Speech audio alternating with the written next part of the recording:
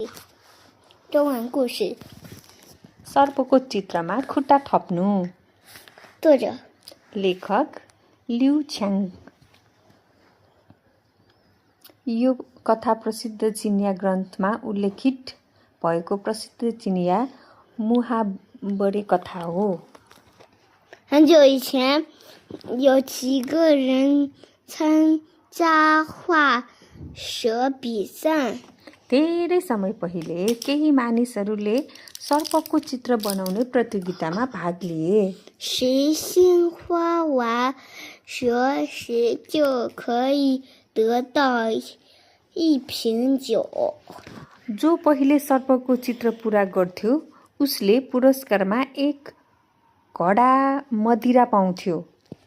有人很快画好了蛇， एकजना मानिसले छिट्टै सर्पको चित्र पूरा गर्यो। 他觉得自己还有很多时间， उसले सोच्यो मसँग अझै धेरै समय छ।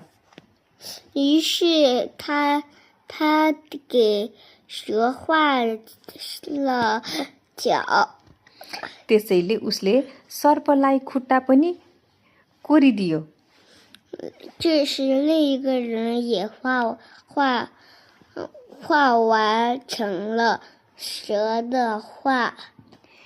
त्यही बेला अर्को व्यक्तिले आफ्नो सर्पको चित्र पूरा गर्यो। 他说 उसले भन्यो 蛇本来没有脚，你画错了。 सर्पको त खुट्टै हुँदैन, तिमीले गलत बनायो। 最后第二个人递到了奖品。 अन्त्यमा दोस्रो व्यक्तिले पुरस्कार पायो। 第一个人后悔了。 पहिलो व्यक्ति धेरै पछुतायो। 故事的道理，做事情不要画蛇阻止堵。 कथाको शिक्षा